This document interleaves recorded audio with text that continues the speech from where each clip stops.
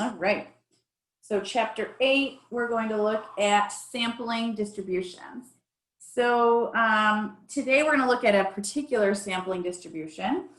But what sampling distributions do for us, we want to kind of talk about this, like what this is and what we're doing. So say we don't know that the random variable x follows a normal probability model. Now that's from last week. And we want to learn about the random variable by looking at a sample. But we wouldn't look at just one sample. We would actually study and examine multiple samples. And that's what we're doing with a sampling distribution. We're going to look at a distribution of all these samples together. So let's get a little background here. A statistic is a random variable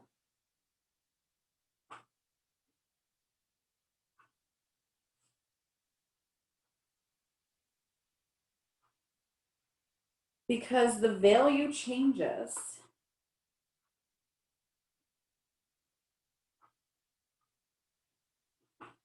from sample to sample.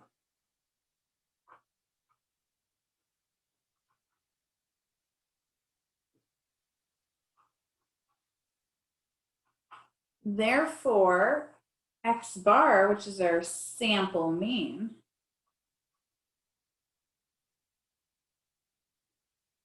has a probability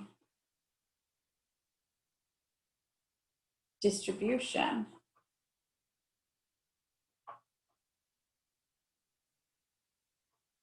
associated with it. So this actually tells us a lot. So let's just talk about this is. So remember back to chapter 1, we were kind of going over some vocab words. One of them was statistic. A statistic is something from our sample. So it's like our sample mean, sample standard deviation, that kind of stuff. Those are statistics. And we're saying that a statistic, so like a sample mean, is a random variable because the value changes from sample to sample. And that's true, right? So if I took like 5 samples of our people from our class, right? And I calculate like their age, right? The average age. You know, so I calculate the sample mean, so their average age for each sample. It's going to change from sample to sample, right? Because the individuals change within those samples. So that means that our sample mean, x bar, has a probability distribution associated with it. So what we're looking at is we're looking at a distribution of our sample means. So I'm going to look at a distribution of all of those averages.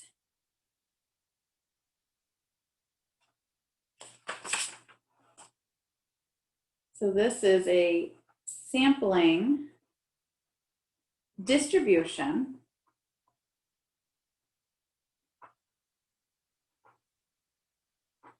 of the sample means. And then we just say that's x bar. So you can say the sampling distribution of x bar. We can write it for short. So here, x bar is the random variable. You'll see that in the notation here shortly.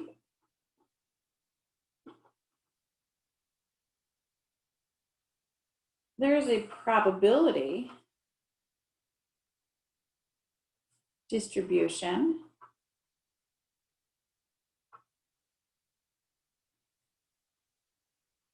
associated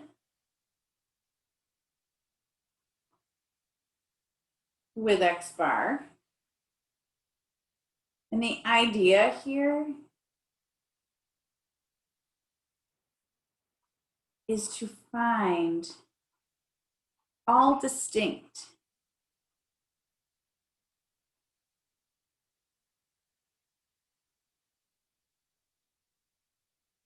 random samples of size n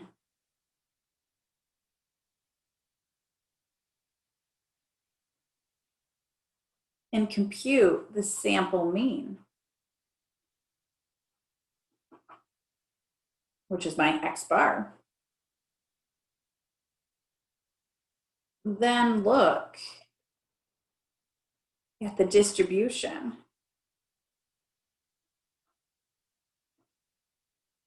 of those means. So that's what we're doing here. Just putting it all into words. Okay, X bar is my random variable. X bar has a probability distribution that goes along with it, which that's what we studied last week, right? So what we want to do here is we want to find all distinct random samples of size n, all of them, for a population. And we're going to compute X bar for each of those samples. And then we're going to look at the distribution of those X bars. That's what we're doing here. So we want to describe this distribution. So we want to describe the sampling distribution of X bar. And before we do that, I have to talk about something else first, and it's one of the ways to check for normality. So remember we kind of ended last week with assessing normality and how to tell if we have something that's normally distributed, right? And I'm going to give you another way. And this is called the central limit theorem. We're going to use this a lot going forward. And what this says is that regardless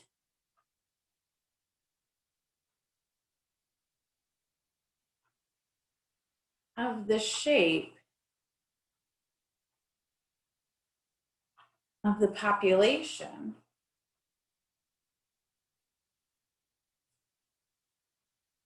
the sampling distribution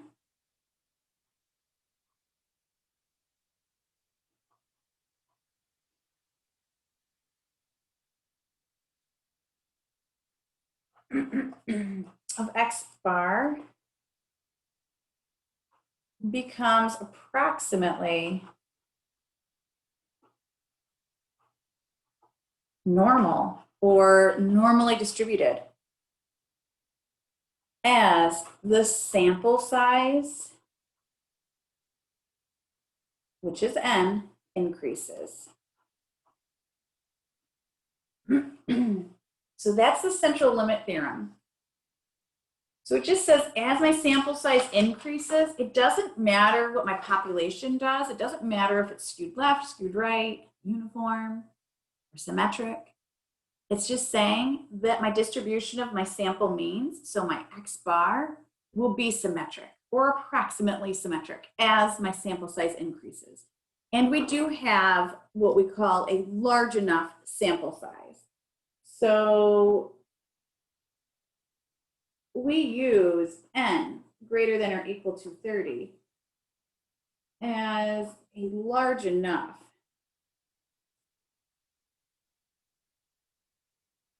sample size to assume normal. Remember, when I say normal, I just mean symmetric or normally distributed. Okay? So that's what we're going to use. As long as my sample size is 30 or larger, then we're going to say, okay, that's large enough to use the central limit theorem and say that it doesn't matter the shape of my X, which would be my population, right, all my individuals.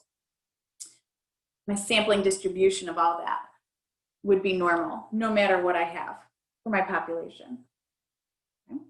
So let's get to, we're going to use this here in just a second, but let's get to describing the sampling distribution. We're going to use this right here in a second. So way back in the beginning of the semester, we would say, okay, we want to describe the sample, or we would want to describe the distribution. So here we're going to do the same thing. I'm just going to say we're going to describe the sampling distribution.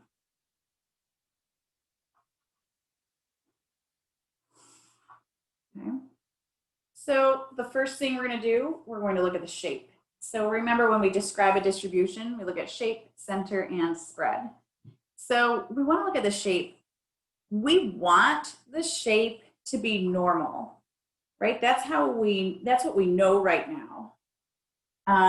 That's what we're going to know the rest of the semester, really.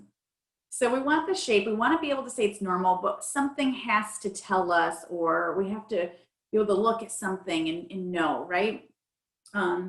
We can't just assume it's normal. And remember, we want to do this so we can use that normal probability model to calculate probabilities or percentiles. We don't want to just go ahead and use that if we don't know. So we want to know our shape. So we have 3 ways today for sampling distribution to tell. And the first way is what we just talked about. So that is if n is greater than or equal to 30, then we can go ahead and assume that our sampling distribution of x bar is normally distributed. Another way is if we are told that the population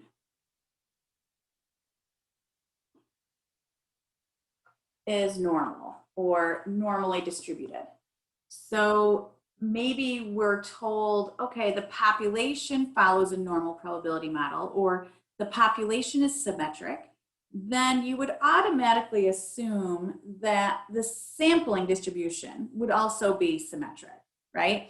So just picture that my x's follow a symmetric shape, then my x bars, so all my sample means from that population would also follow symmetric. And the last one is if we study, this is what we talked about last week, if the NPP, I said I'm not going to keep writing it out. I'm going to write it one more time in case someone missed it last week. That's my normal probability plot. Right, that's NPP. Yep, when I say normal, I am referring to the bell shape or symmetric shape. Yep, you're right. So if the NPP is fairly linear,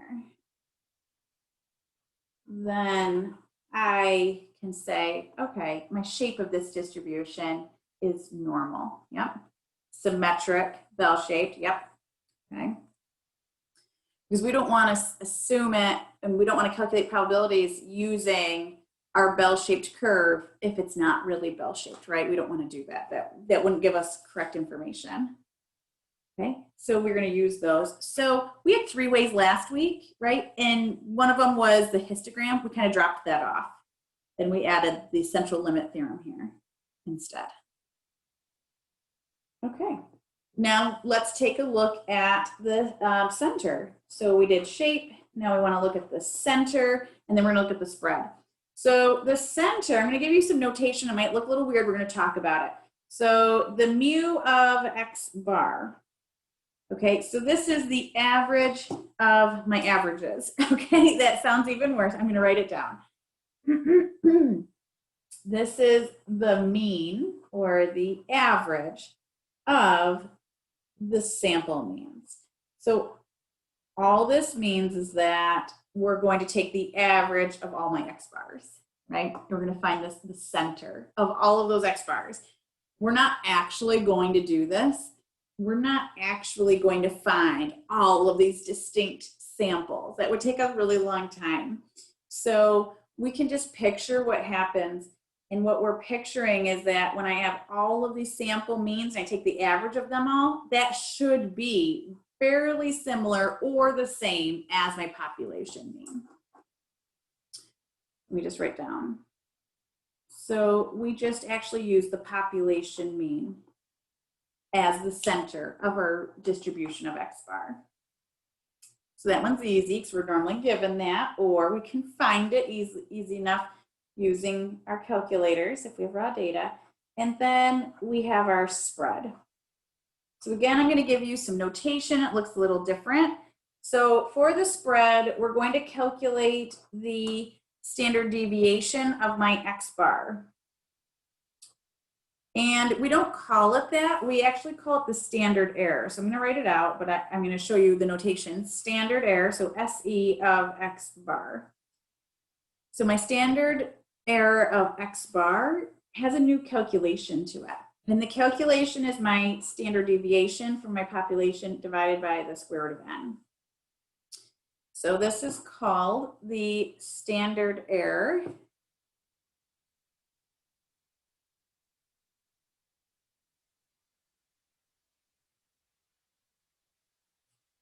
of X bar, okay? So it's just the standard deviation of my sample means, okay? It's the spread of this curve. It just has a new calculation. So this is new for us. So it's my population standard deviation divided by the square root of my sample size. Okay. So we shouldn't have too much to do here when we're looking at the distribution. This looks like a lot because it's all one page. Remember, I only need one of these to take place to say that my shape is normal. If n's greater than 30, it's not a calculation, we're just looking, okay? What's my sample size? Is it larger than 30? Then yes. If we're told it's something we're reading, right? The NPP is the most work because I have to enter the data values into my calculator or Minitab and see if it's linear. But again, it's just visual. So this should be fairly quick. My center of this distribution is always going to come back to my population mean. Then the spread is my one calculation I have here. And that's going to be my population standard deviation divided by the square root of n. Okay. So that's how I describe my distribution of my sample means. I just want to point out a few things here. So when we're looking at our mean, right, when we just had a regular distribution of individuals, the mean can be affected by an outlier, right? It could pull the mean quite a bit and change things. So we didn't really like outliers. But here, when we're taking the average of all these averages, an outlier kind of gets lost in the mix, meaning it's not really going to change it much. So if I have a couple outliers within like a sample, it's not a big deal. So that's just all I want to point out. It's not a big deal if we have an outlier here or there. We might see them, we might not see them, meaning we might notice that they're there, or we might not even notice that they're there. It kind of just, they kind of hide in here. So it's not a big deal to have some outliers. Just want to mention that. Another thing here I want to mention about the spread. Take a look at my calculation. So I just want to talk about the spread. Remember, the spread can be larger or smaller, right? Just look at my calculation. If my sample size gets bigger, right? If the sample size increases, my denominator is going to increase. Well, my denominator of fraction, when that increases, it makes my overall fraction decrease, right? So if I had like 1 over 10, or I had 1 over 100, 1 over 100 is a lot smaller than 1 over 10, right? So when that n increases, it makes this overall fraction decrease. What happens is my spread will get smaller as my sample size increases. I'm just going to make a little note of this right here. So the spread decreases. I'm just going to say gets smaller as n increases. I just want to make a note of that. It's just nice for us to know and kind of think about what's happening. And it should, right? So if I'm taking larger sample sizes, then my spread should get closer and closer to, right? All my samples should get closer and closer to the mean, right? They should get smaller and start coming in when I have a larger sample, because the larger sample is always better. It gives me a more accurate, idea of what's going on. So if you think about it that way, it makes sense. And if you look at the calculation, it makes sense. Okay, so that's taking a look at and describing a distribution of a sample mean. Remember, this is X bar. Let me just write it here. I'm going to put X bar right up here. So we have that. Okay, I'm going to show you some notation like I did last class, like where X follows this or X follows that. It just goes along with the shape. Okay, it goes along with what we did up here. It's just some of the notation. So we can say that when X, so that's my random variable X, those are my individuals, right? When X follows a normal probability model, and it has this center at the mean and a spread at the standard deviation. Now this is from last class. Then my sampling distribution of X bar will also follow a normal probability model, but it's just now the center is the mean and the spread is my standard error calculation here. And this just goes along with if we're told the population. So if the population is normal, then my sampling distribution will also be normal. That's all that says. So it goes right along with what we had here in the second one. If we're told the population is normal, then my sampling distribution is normal. Just putting it in some notation format.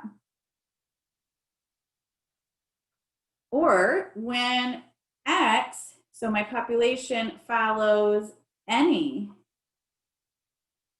probability model, meaning it might not be symmetric. It might not be bell-shaped. It might not be normally distributed, right? All of those mean the same thing.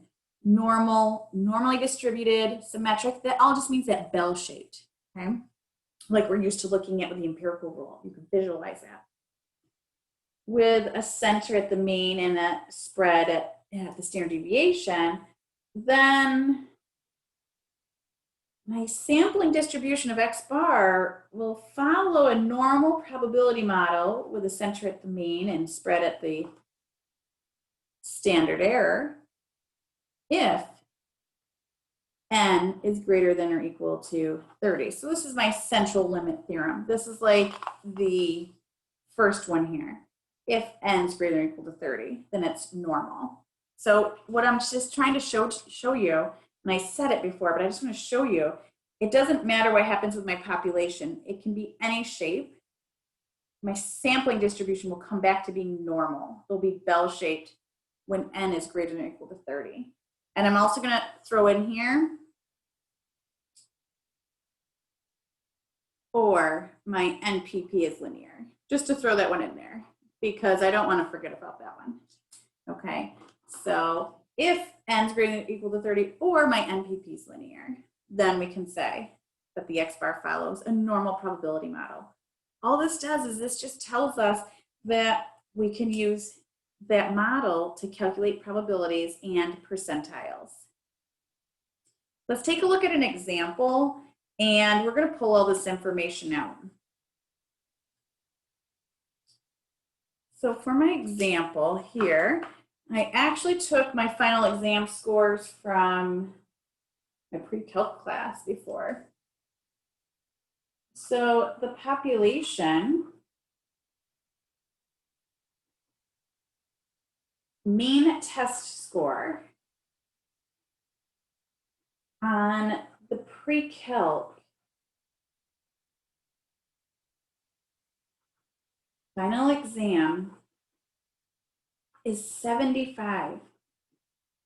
So that means the average final exam score in my pre-calc exam is 75. With a standard deviation, so a spread of 9 points.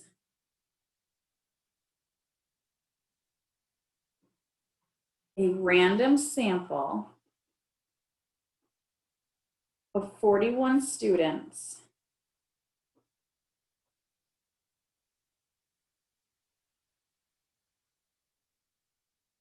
is taken. I want you to describe, we're going to do it together, the distribution. I'm going to write here the sampling distribution.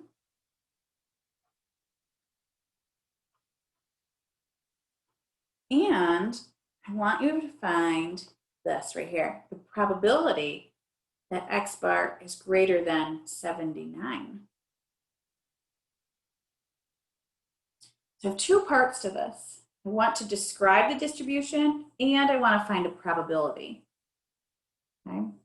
So we're going to start with the first, and you're going to see how describing the distribution leads to finding this probability. So this gives me all the information I need for this second part to actually calculate a probability.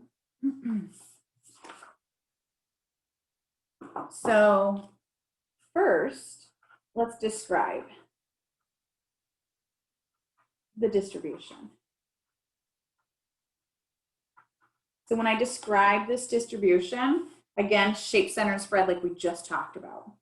So I want to look at the shape and I want to say that the shape is normal, right? That's what I want to do. I just kind of have to prove it, right? I have to have something that proves it. So when I look at these word problems, and I'm going to do this now before we go any further, I kind of pick out all the information that means something to me, right? So I'm going to pick out any numbers or any information that just means something to me to help me go forward. And I don't have to keep going back to the word problem. I could just kind of quickly glance and see. So right here it says the population mean test score. So that's my average, right? This is mu. So mu is 75. And it says standard deviation of 9. That's my sigma, right? Just picking out the information. A random sample of 41 students. That's my n.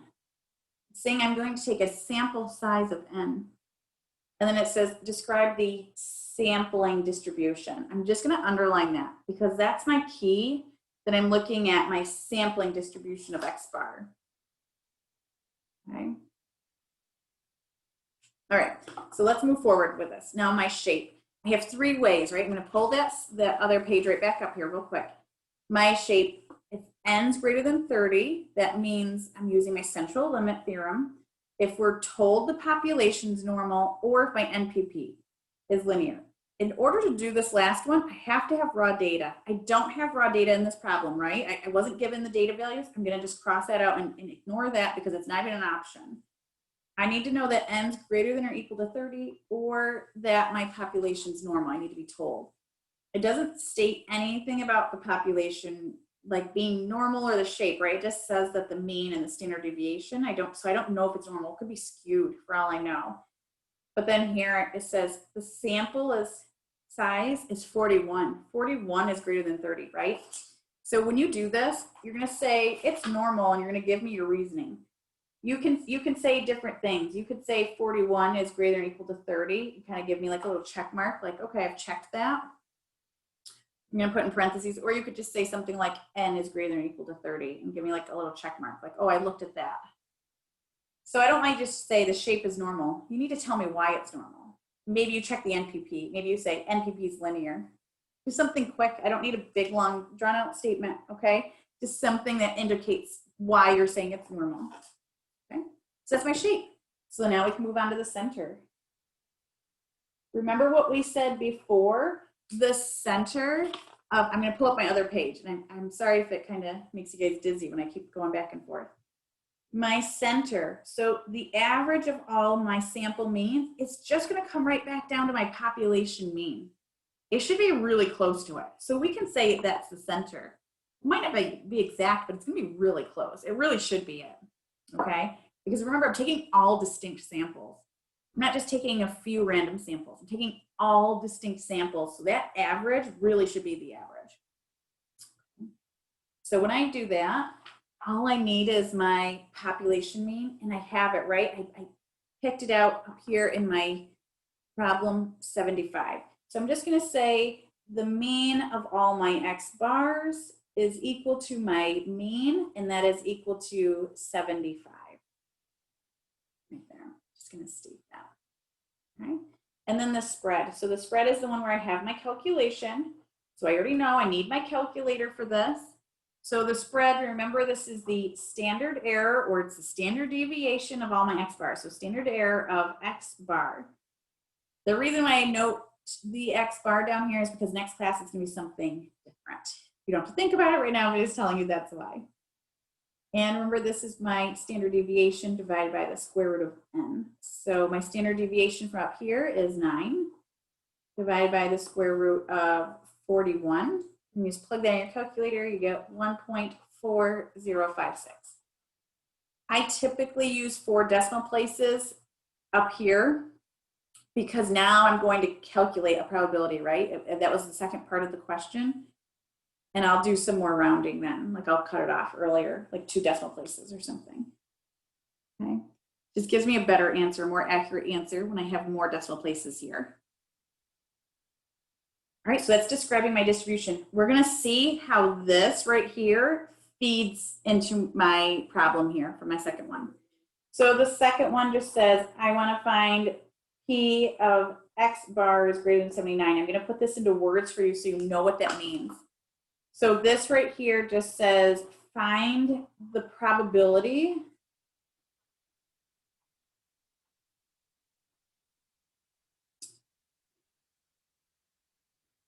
that a sample mean,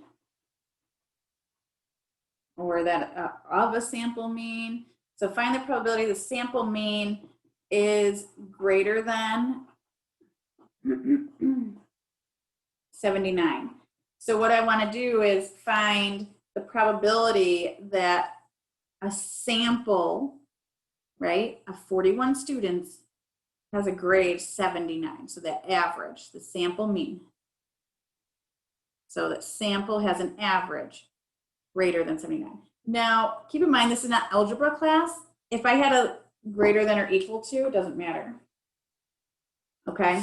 Like if that was like this, and all of them, it doesn't change my calculation. I know it does in algebra. It doesn't here in stats.